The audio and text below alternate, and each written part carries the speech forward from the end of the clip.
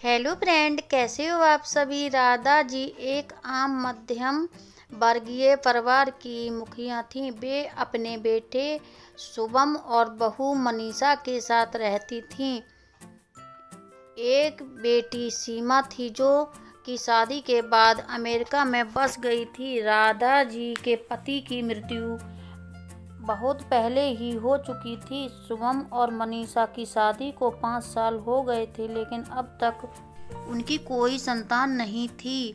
राधा जी की बहू मनीषा भी जॉब करती थी, जो कि राधा जी को बिल्कुल भी नहीं सुहाता था। वे जल्द से जल्द दादी बनना चाहती थीं, लेकिन मनीषा और शुभम यह अच्छी तरह से जानते थे कि अभी मनीषा का जॉब करना कितना ज़रूरी था। राधा जी अपने बेटे शुभम से इतने इस बारे में बात करती तो शुभम किसी न किसी बहाने से बात को टाल देता, और इसलिए वे मनीषा को ही परेशान करने के बहाने ढूंढती रहती थी ताकि वह अपनी जॉब छोड़ दे। और अभी कोरोना काल में तो मानो उनके मन की मुराद ही पूरी हो गई थी।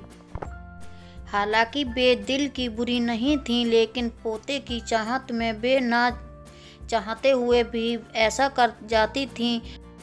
अपनी हम उम्र सहेलियों को दादी बनते देख उनका मन दुखी हो जाता था। उस दिन भी घर में ऐसा ही हुआ। ऑफिस में काम की वजह से मनीषा देर तक सोती रही और राधा जी को अच्छा खासा मौका मिल गया।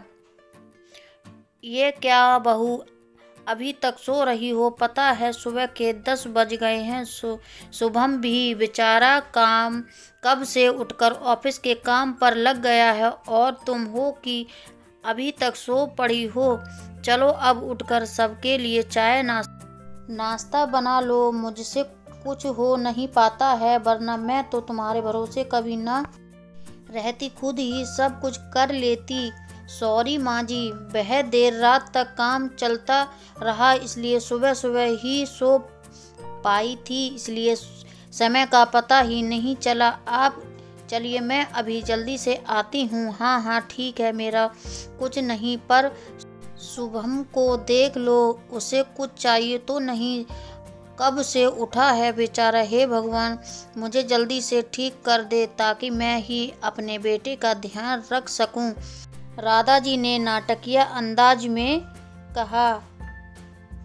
राधा जी ने अपनी बहू मनीषा को उठते ही हुए कहा। मनीषा ने घड़ी देखी तो वाकई 10 बज गए थे। आज उनकी आंख कैसे नहीं खुली। वह जल्द से जल्द अपने काम निपटाकर हॉल में आई तो शुभम अपने लैपटॉप के साथ ऑफिस के काम कर रहा था। उसने किचन में जाकर चाय नाश्ता बनाया और फिर रात के बर्तन साफ किए और झाड़ू पोंछा करके नहाने चली गई। दरअसल कोरोना वायरस की बढ़ती बीमारी की वजह से शहर में पूरी तरह लॉकडाउन किया गया था, इसलिए काम वाली बाई भी नहीं आ रही थी। मनीषा खुद एक इंटरनेशनल कंपनी में काम करती थी। उसका ऑफिस टाइम निश्चय नहीं होता था। अधिकतर उसे रात में देर तक काम करना होता था। कल भी उसका काम देर तक चलता रहा, इसलिए वह देर तक सोती रही। मनीषा नहाकर आई तो देखा कि उसकी सास अपने कमरे में अपनी सहेली से फ़ोन पर बात कर रही थी। बातचीत में अपना नाम सुनकर मनीषा सास की बात सुनने लगी। अरे शारदा, तुम भी अपनी बहू को ज़्यादा सर पर मत बैठाओ। बहू को ज़्यादा उड़ने दोगी तो कल को अपनी नौकरी के चक्कर में वह तुम्हें ही घर की नौकरानी बनाकर छोड़ देगी। मैं तो भाई शुरू से ही मनीषा की नौकरी करने के खिलाफ थी। अब अरे नौकरी शौक से करे तो पर साथ घर के काम भी करे। मैं तो बदन दर्द का बहाना बनाकर बैठ जाती हूँ, नहीं तो सारे काम का बोझ मेरे सर पर आ गिरता। मैं कोई मुफ्त की नौकरानी थोड़े हूँ कि मैं तो करती रहूँ। तुम भी यही किया करो।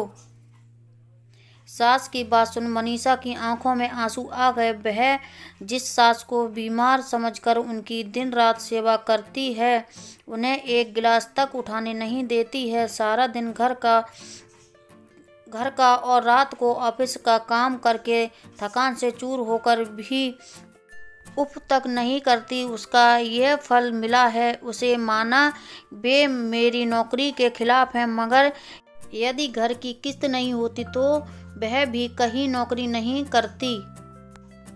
शुभम का बोझ कम करने के लिए ही तो वह नौकरी कर रही थी।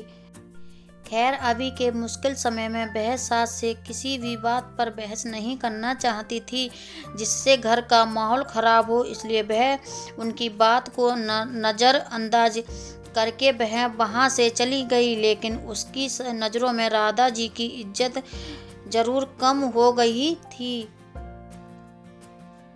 दूसरे दिन सुबह सुबह राधा जी की बेटी सीमा का अमेरिका से फ़ोन आया। सीमा की सास उसके पास अमेरिका आ गई थी। आदत के अनुसार राधा जी ने जैसे ही सीमा की सास की बुराई करनी चाही, वैसे ही सीमा ने उन्हें झपट दिया।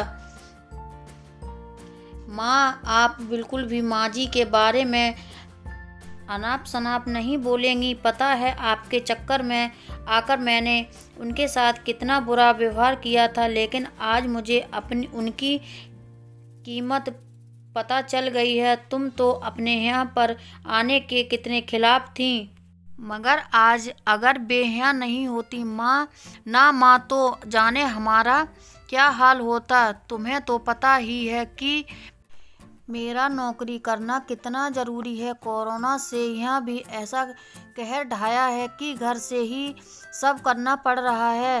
किट्टू का बेबी केयर सेंटर भी बंद है। मैं और राजेश फुल टाइम बिजी रहते हैं। ऐसे में माँ जी ने अकेले ही किट्टू के साथ साथ मेरे पूरे घर का सारा काम संभाला हुआ है।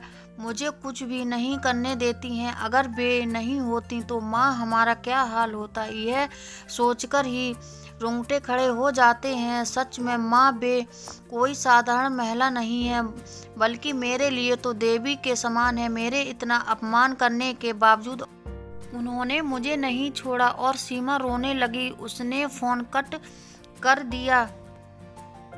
सीमा की बात सुनकर राधा जी की भी आंखें भर आईं। उन्हें अपनी भूल का एहसास हो गया था। मनीषा तो वाकई उनका कितना ख्याल रखती है। उनकी कड़वी से कड़वी बात का भी बुरा नहीं मानती, उल्टे जवाब भी नहीं देती है। वाकई अभी का समय तो एक दूसरे को हौसला देने का है, सारे गिले शिकवे भुलाकर एक दूसरे की मदद करने का है। तो फिर वे स्वार्थ में कैसे अंधी हो गई थी, इतना कैसे गिर गई कि ऐसे मुश्किल समय में अपने ही परिवार की सहायता नहीं कर सकती। उन्होंने उसी समय मनीषा को बुलाकर उनके सर पर प्यार से हाथ फेरते हुए कहा कि मनीषा, आज से घर के कामों की आधी जिम्मेदारी मेरी रहेगी। मैंने आज तक तुम्हें जो भी कहा है किया, उसके लिए सॉरी। चलो अब तुम जाकर आराम करो, खाना मैं बनाऊंगी। इधर सास का बदला हुआ रूप देखकर मनीषा की भी आंखों में खुशी के आंसू आ गए और अपनी सास के प्रति उनके मन में फिर से पहले वाला सम्मान वापस आ गया था। शायद सारे जीवन में मुश्किल समय आता ही इसलिए है कि हमें एक दूसरे की अहमियत का पता चले, अपनी गलतियों का एहसास होने और आगे बढ़कर माफ़ी मांगने से वाकई इंसान छोटा नहीं बल्कि बहुत बड़ा हो जाता है, राधा जी की तरह। तो फ्रेंड, आज की कहानी कैसी लगी? अच्छी लगी हो तो ज़्यादा से ज़्यादा लोगों में शेयर कर दें। अगर चैनल पर पहली बार आए हो तो चैनल को सब्सक्राइब कर लें। धन्यवाद।